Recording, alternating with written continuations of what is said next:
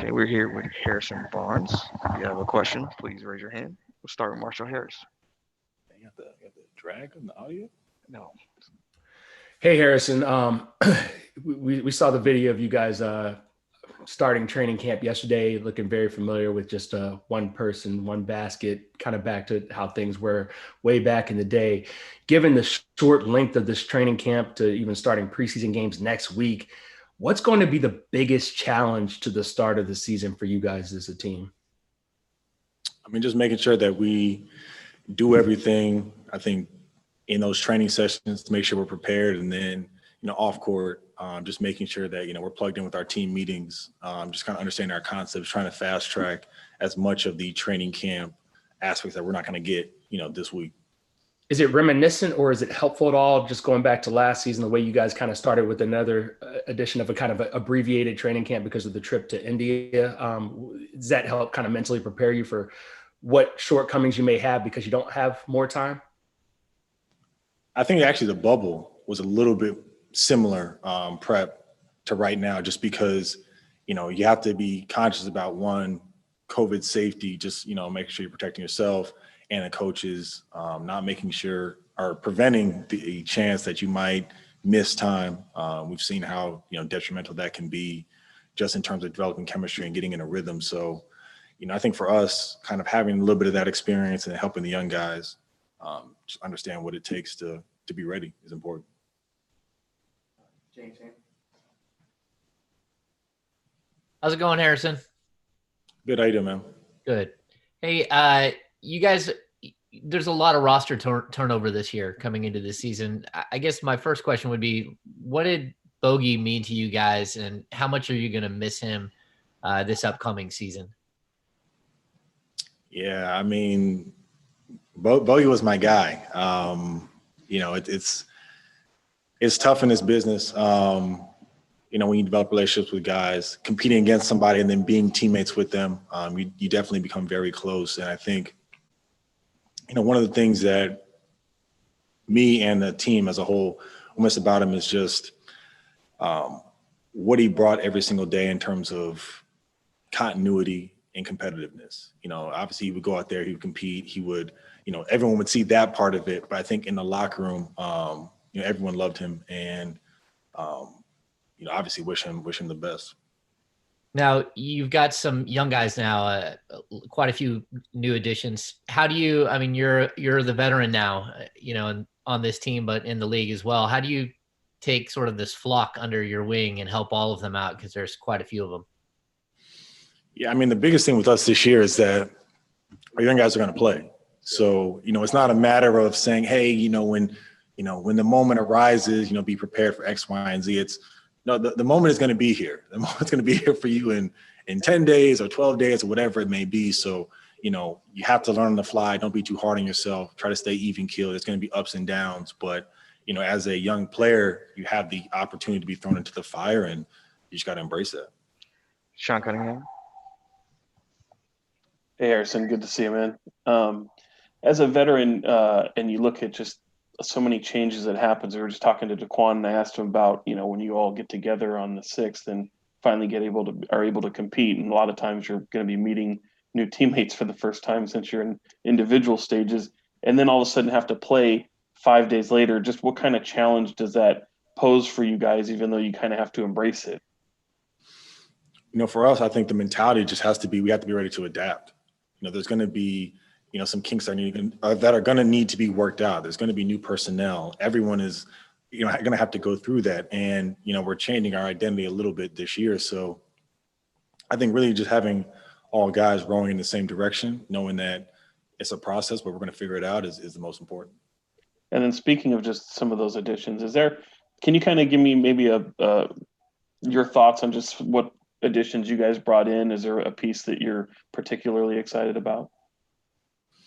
I mean, I think a lot of our young guys and just additions as well, have a lot that they can bring. Obviously, Tyrese, his ability to play make guys better, just have an impact on the game without necessarily having the ball in his hands. Jemias with his athleticism and his ability to not only play above the rim, but defend at a high level. Rob with his ability, with today's game kind of going smaller, stretch the floor, create more space, help us with rebounding. Hassan, veteran in this league, we know what he brings. We know how he can help us on the interior. Frank, spacing the floor, giving us another big who can do that. Glenn, once again, another guy who's been in this league a long time. So, I think when you look at all the additions, there's so many different ways in which they can help this team. Matt George. If I could go back to Bogdan Bogdanovic really quick, it's clear by what you said and even what he said talking to the Atlanta media earlier today that there is still a good relationship and love between both sides. But can you understand and respect a difficult decision like that, what he went through, saying that the timing was the biggest impact on his decision, having to leave a situation that he wasn't unhappy in?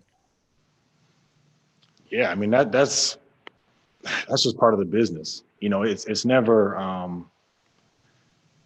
easy making those type of decisions or having to be in those type of situations. And, I think everyone here can speak to Bogey loving his time here and loving, being, teammates with us, his ability to grow into the player that he is definitely, was attributed to a lot of people in this organization. And, at the end of the day, this business is different and you have to make, things happen. But like I said, I wish him nothing but the best, and, we'll still remain close.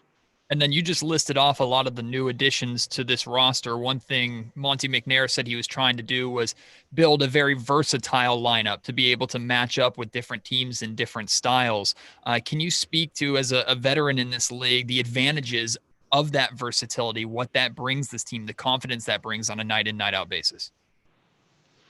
When you look at where the league is going, having the ability to switch, having the ability to play small lineups, having the ability to play, multiple wings at one time, maybe having a traditional center, but not having that as well, is really where things are going. So being able to have so many different guys that we have this year, that can defend multiple positions, that are athletic, can get out and run, that's huge for us. And like I said, us changing our identity to be more committed to running and doing that will be huge.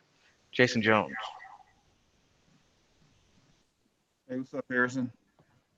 What's going on, man? Not much. First, you guys were able to add Alvin Gentry to the coaching staff. You were with him in Golden State along with Luke. And Luke mentioned I've talked to Steve about what Alvin meant to you guys that year out there with that first championship and some of the things he can add. And Luke mentioned a lot more, maybe 5 out and some different wrinkles. Just what can you tell us about Alvin and maybe how some wrinkles that might be added to the offense just with his insight? Yeah, I love being coached by Alvin. He's great. And I think his ability to communicate, he definitely loves a free-flowing offense, getting out and running. When you look at, competing against him last year, those New Orleans games, and how much of a track meet it was, I think that's a testament. And even when you go back and look at his older teams, that's always been a staple of who they've been. And so I think with us, with the talent that we have, obviously with, Fox, Corey, Tyrese, guys who can play, make, and push the ball, us getting out and running and him, leading that charge will be huge. And even back to the bubble during the whole offseason this year, a lot of the players have been dedicated their time to, whether racial justice, social justice, and whatnot. And I imagine that's going to still be a thing for you guys to do this coming season. But I'm curious as to how the process of you guys educating yourselves and getting deep into that has gone over this past year. I know you've had books and things you do, but just how do you and the players as a whole kind of still continue to tackle that and learn more to the point where you got guys like LeBron and Russ making documentaries, and I know the work you do, just how have you guys just kind of embraced that learning process to be able to speak on these issues now? During the pandemic, there was a lot of energy and activism that was going on because of the events, especially leading up into the election, encouraging people to get out and vote. And now that is over, I think there's still so much work that needs to be done, not only on the activism side, obviously the union and the league with the social coalition, and obviously the NBA Foundation in terms of more of a financial commitment to that. But, there's still, in the election that's coming up in Georgia, there's still all these other issues that are present, and guys are continuing to be educated to continue to have these conversations. So there's no doubt in my mind that you'll continue to see, whether it's from Sacramento or other players or teams in the league, more activism, more conversation, and more guys, really speaking about these issues. Jason Anderson. Hey, HB, thanks for your time today. You've talked a couple times about a changing identity this year. Number one, what is that? What do you think that looks like? What will we see that looks different? I mean, we still got to get to practice and iron it out, but I think you're going to see a lot more space. I think you're going to see us running, having a bigger commitment to running. Traditionally, how we played last year, I think there's going to be some tweaks to that. Like I said, that's going to allow different ball handlers to handle, not necessarily as much of a post presence, potentially 5 out or things like that, to really just kind of open up the floor and let guys create. What is that? What will that mean for you? Do you anticipate more or less minutes at the 4, or how any conversations about how they might use you differently this year? I mean, I think all that's still to be determined. Whether I'm playing primarily 3, primarily 4, bouncing back and forth, whatever it may be at this point, I think it just depends on, what the team needs. Just got time for a couple follow-ups. James Ham. Hey, what's going on, Harrison? With the decision to get back to running, do you think that will actually help you guys hide some of the inexperience and some of the just sort of the issues that you have as a new group coming together, just pushing the tempo and as opposed to running play sets and trying to be refined?